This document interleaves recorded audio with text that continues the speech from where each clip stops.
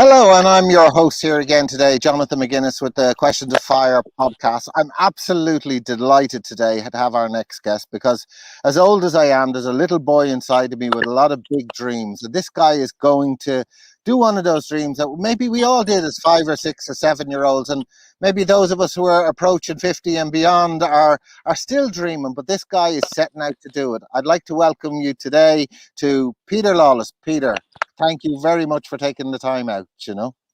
Good morning, Jonathan. Well, that's a good description. It is a boyhood dream. Absolutely.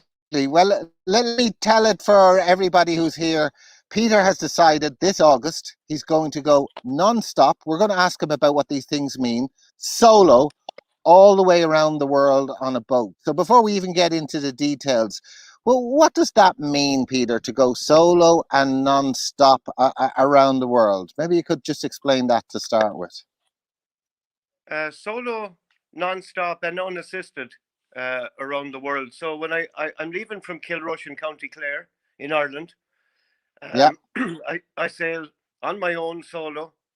I won't stop anywhere until I circumnavigate the globe and end up back on the west coast of Ireland in Kilrush again. Unassisted means there's no outside. I don't take on any food or water off anybody, or it's just me and my boat around and back non-stop. Wow, you're begging lots of questions. I've loads of questions. The last one intrigued me a lot, actually. But before we get into this, Peter, not everybody has the guts, the courage, or even the background, or feels inspired to actually do this. Well, what's your background in sailing, and what inspired you to sort of take on this challenge, Peter?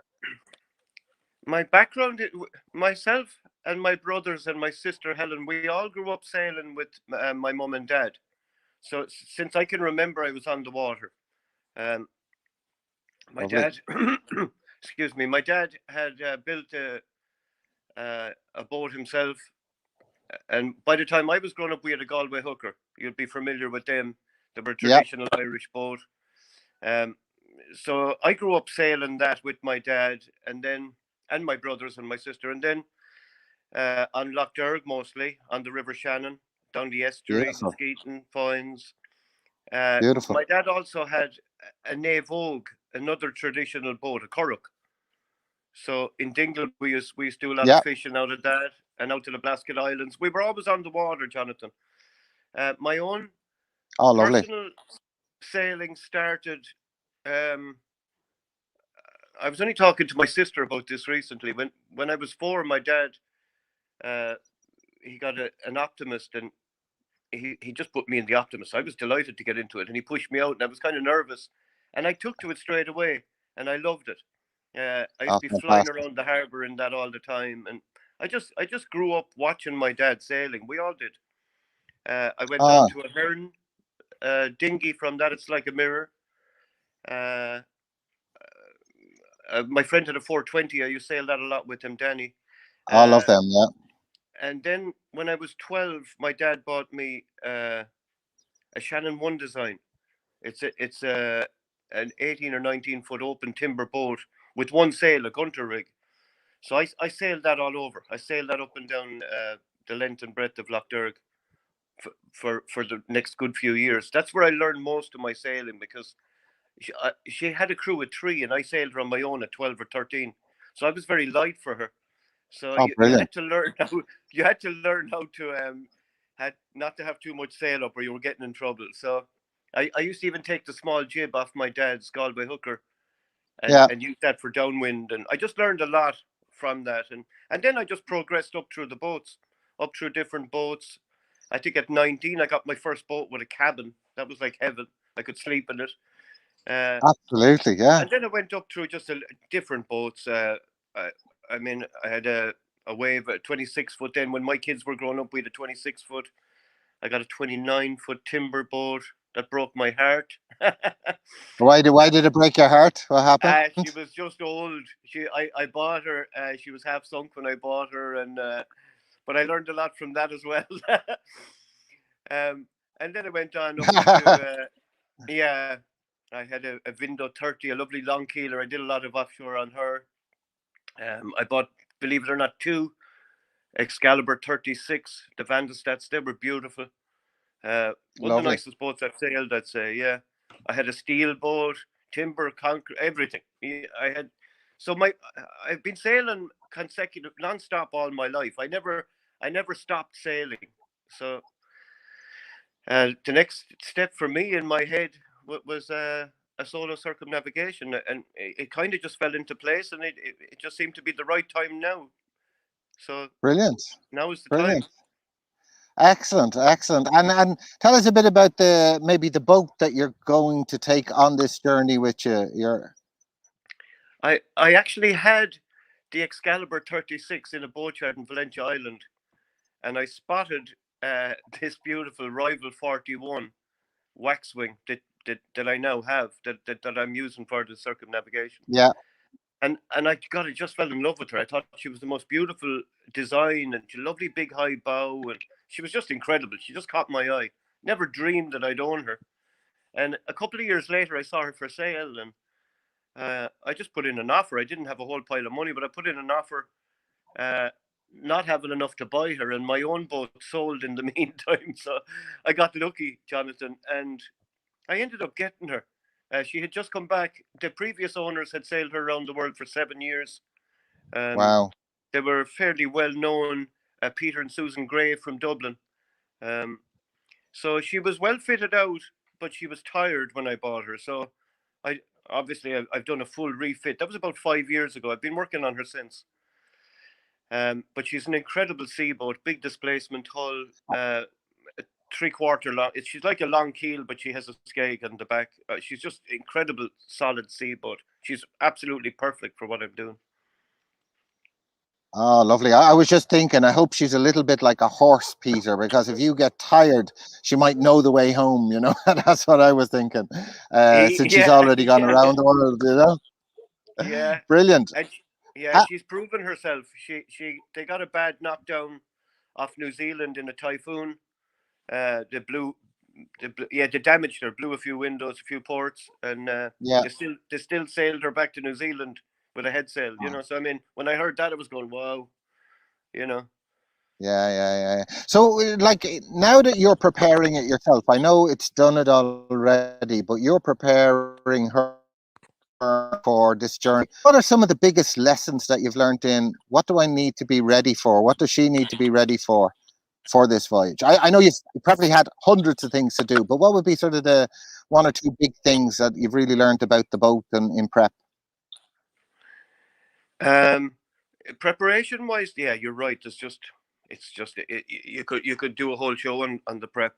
Um, a couple of things I've strengthened her, even though she's a beautifully solid boat. I mean, I had a guy check her out, an engineer, and he couldn't get over the thickness of the hull and just how she was laid up and built.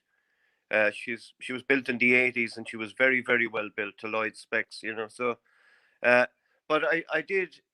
Um, I'm putting chain plates on the stern so I can attach a bridle for towing a drogue, a Jordan series Okay. drogue. That's vital to be able to keep her stern to the weather when it gets nasty, and it will. I've re-rigged her fully, all new sails, new rigging, new running rigging. It's just endless. I mean, uh, uh, water makers. I haven't fitted that yet. Satcoms, got to fit all them. There's it's a full-time job fitting her out. It's just a full-time job. Luckily, I can do it all myself. I work in boats. I couldn't imagine what Okay. it would cost to pay somebody to do this. Absolutely, absolutely. So when you're going to go now, Peter, obviously there's many things to consider. Obviously, you've mapped out the route. You can see a picture on your website the way you're going to go. Why did you pick that route? Now, I looked at it. You go down the Atlantic and you start going east around sort of the bottom of obviously first Africa, then Australia after the long trip, and then under South America and back up the Atlantic. Why that route, Peter? If you don't mind. That's the traditional route. That's well, first of all, it's the non-stop route. There's no landmass. I mean, I can just keep going. Uh, I mean, Yeah. your only other choice would be the Suez Canal or the Panama Canal, which you'd have to stop. It couldn't be non-stop. It's the traditional Okay. clipper route. Okay. Okay. Yeah, Brilliant. east of the And Cape. now the one. the one thing you caught me in the beginning when I said nonstop and solo, and I left out unassisted. Now, so and you said something around food and fuel. I was talking to my kids, and they were saying, "Now, what would you ask Peter? Now he's going on this." I said, "Well, Dad, is he not going to have to stop for food or fuel?" And so I'm just going to ask you the question: how do you manage those two particular things? Going around the world. Fuel isn't a problem actually, but like, just to go back, the kids ask the best questions. They really do. Absolutely, Yeah, the absolutely. practical stuff. My, What my does son Liam, my son Liam asked me that one, Peter, for you, just so you know who it was. Okay, okay. Well, fuel isn't a problem. My tank holds 320 liters of diesel.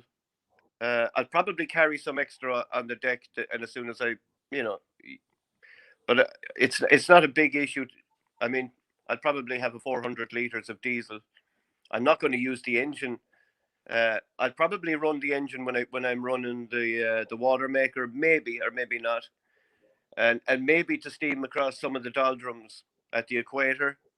But Mm-hmm. in general, I don't plan on using the engine much unless I have to charge the batteries for an emergency or something. But so fuel isn't an issue.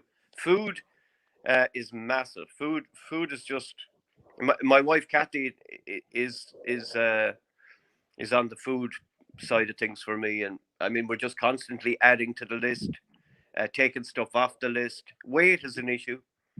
Yeah. Uh, I'll be using freeze dried food, Expedition Foods. They're giving me a good deal on foods, and I've tried them. They're pretty good. You just add boiling water into the bag, and it's a pretty good meal. Spaghetti bolognese, chicken curry. But yeah, but you don't want to eat them every day, you know. So Well, that's I what ate them. Liam was saying to me. Will he have like 3 or 4 days of fresh food and then jump into canned or whatever else it is? So you're basically going to become an astronaut for 8 months. Is that what you're telling me? No, I ate them every day for 14 days just to make sure that it wouldn't have bad effects on me, and they didn't. They were good, Brilliant. and they're really nice. But I'm not. I plan to use them when I can't cook, when it's too rough, or I'm really busy doing sail changes, or it's they will be very handy. Just boil. You can actually pour cold water into them in an emergency situation and still eat them. So, but in general, Oh, we brilliant. And will, will myself and you will Kathy. you fish? Sorry, No, no. Go ahead. Go ahead, Peter. myself and Kathy, my wife, we've lived on Waxwing a good bit and worked off her over the years. So we're quite used to cooking and eating. So I mean, when you've rice, pasta, onions, garlic, ginger, they last forever. Well, for a long time. Uh, you'll always make a meal. Even if you put a can of corned beef or ham into it, you have a not bad meal. So, Oh, uh, brilliant. Brilliant. yeah. Now, obviously, I mean, jars of olives. You live in olive country, so I mean, jars of olives last indefinitely. Uh, Cans of corn. You can make a really nice dinner nearly all the time. Uh, Oh, brilliant. Wraps last pretty well. I bake bread myself on board. Um, yeah, Oh, very good. but it's very important that I eat well, Jonathan. I mean, the boat will look after herself if I'm looking after her, So, but if I'm not fit, things get things get dodgy then. So I have to eat and maintain my body as well as I can with supplements, with minerals, with everything. So just on that point, you made me think of a new question, Peter. In terms of exercise, if you're going to be on the boat, will you walk up and down the boat for 20 minutes a day, or do you need to? We all need to move our body a certain amount. Have you thought about that one, or you're? it'll be a, it'll be a full workout all day long. Okay, okay, Yeah, okay. everyone imagines you're lying around reading books and nothing to do, and I mean, uh, I mean, first of all, you're sailing the boat all day long. You're navigating, you're cooking, you're cleaning, you're eating, you're washing. You're doing a full, and then you're Yeah. up and down all the time, adjusting sails, adjusting course, and you will have good downtime, but you'd be kept going. I mean, I remember my dad when he came back. He he was 70 when he came back from the circumnavigation, and he Yeah. honestly was a couple of years younger than when he left. He was fit as a fiddle. Wow. Yeah, Brilliant. Brilliant. So and you're it's a constantly sorry, you sail no. yourself, so you're constantly counterbalancing, and you're always moving. You're always moving. Oh, brilliant, brilliant. No, no. Well, then we can expect to see a younger Peter then Well, in next year. I don't know. Yeah, So when it comes to the next thing, I think this is obviously a critical one, the weather. Now we're used to sort of weather forecast, and we all have our apps, and we can also check from the boat, and I'm sure you have your digital displays. But considering weather that far away and in those sort of particular oceans and seas, how are you going to manage your forecasting, Peter? that was a huge concern, because it's vital. I mean, things have improved so much, technology wise, and from the old days, it was just you took what you got, and it's still kind of like that. But I was on the Dermot and Dave show here in Ireland on Today FM, and a company heard me, and they sponsored me. It's called the Sailor Fleet One. I don't know if you're familiar with that. It's a sat phone, but it also gives me a modem on board, so I'll have internet.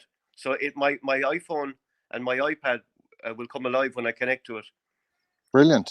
Yeah. Now I haven't tried it yet, but I heard it's really good. So that will give me every morning. I can just like go on Predict Wind or whatever and get a forecast, see what's coming up behind me. Now it's quite expensive, but they gave me a good data package as well, which was the company's called Class KLAS, Class Group. They're fantastic. They do all sorts of Brilliant. comms. But anyway, um, so I'll have not only will I have the forecast, but I'll have connectivity with my family.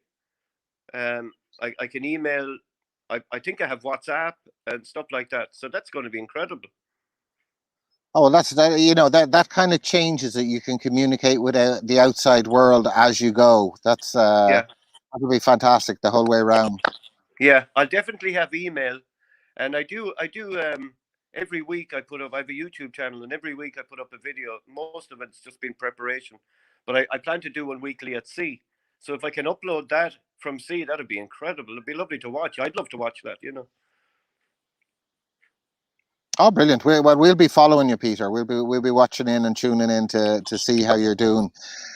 So you will have a little bit of spare time, Peter. And are you going to bring any? People often ask the question: if you were stuck on a desert island, which in a way you're on a little desert island going around the world, what would you bring with you? Would you bring a book? Would you bring or whatever? So, what are the couple of non-essential things that you want to bring with you for your entertainment or music, or what are those things that how you'll entertain yourself in those moments, Peter? Have you thought about it? Oh God, yeah. That's uh, yeah. There's a couple of things. Food actually would be one of them. Food will be a big part of the day.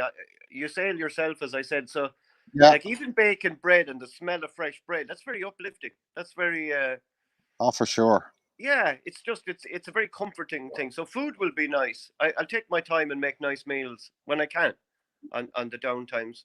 I'll be catching up and sleep uh, when I can. That'll be nice too. Sleep is important, but mostly to answer your question, music would be big. I love music, so I have a nice system on the boat, and music will be good. Audiobooks will be very handy, so I can just put on headphones in bed and listen to them. Oh, Uh, lovely. all going well. My son PJ has an iPad, and he has a little stick that goes into it. I didn't know about this until recently. Um, Yeah. it's a USB that goes in, so I could actually watch a movie or something if I don't think I will, but I'll bring a few. Um, Brilliant. yeah, but reading would be good, and music. Uh, I I Ah, I love maintenance. I love it's that's why I do what I do when I'm working on boats. I love fixing things, so I'll be always constantly tipping at things and repairing. And there's rig checks. You're always checking the boat to make sure everything's working well too. So I'd be pretty busy, Jonathan. So a question now is, I've traveled a lot, Peter, and fortunately I have a very supportive wife, and I've even, when we've moved countries, I've gone maybe 2 or 3 months ahead. Now I know you have a wife and kids, and so I guess a truce or a peace or support has all been agreed, and we're all good to go. How's she going to manage the household without, we say, giving some bad words? He's gone on off and left me for 8 months, and hopefully she's good with that. How's all that working out, Peter? Because if support is the most important thing we have, whether that's from our family, our friends, and the community at large who want to help. How's the support coming up for you? The support is great. Uh, there's no way you could go off and sail around the world if your wife and children didn't agree with it, because they probably wouldn't be there when you get back. But no, my wife, Absolutely. we were sitting having our dinner one day here, and I said to Kathy, I said, I still want to sail around the world. I said, I'd still love to. And she said, but why don't you? So um, I was kind of trying to act cool, yeah, maybe. But it, yeah, but no, Kathy is a huge support. And as I said, she's a huge part of my preparation, taken on in her spare time because she's working as well, so. Uh, I know there's great support from Kathy. My daughters Emily and Rachel, the very same. They're 100%. Rachel is a huge driving force in my whole campaign. She helped get the whole thing off the ground when I went public with it. She looks after all my Brilliant. social media. My son PJ thinks it's very cool. So yeah, no, the support is great. My own siblings, even my mum. My mum is 92, and she said, "Can she come? Can she come on the trip?" Oh, Yeah, fantastic. I, what about in terms of support from are there things you still need for the boat that would be useful, or sort of, I guess it's not a cheap thing to bring yourself around the world. If there's someone watching here, are there particular elements that might be useful for help, or how are you managing that part? yeah. I had tried to do it all myself, and I did fairly well. I bought the boat, and I was fitting her out for a few years, and then time and money were against me, so I went public, and the support has been great, and the interest has been huge. Uh, I'm still looking for a lead sponsor, uh, which would be great. I mean, that would just transform the trip. But I'm probably 80 or 90% there. Uh, I'm on time with everything I wanted to do. I have the boat re-rigged, new sails. Raleigh Tasker sponsored my sails, which was brilliant. Um, so I'm Brilliant. getting there, but yeah, I still need, there's all the food, all my wet gear. I don't have the good wet gear yet. I'm going to buy probably Musto, or just a few bits. Yeah, a sponsor at this stage would be great. I also have a GoFundMe. If anyone wanted to Yeah, donate to that, that'd be super. Uh, brilliant. so yeah, there's always you're always looking for stuff, and it is quite expensive, and I've spent quite a lot, but I'm getting there. So brilliant. Okay, well, for anyone who hears that, who's interested in sponsoring a dream, feel free to help Peter out or contact him and let him know. Yeah. So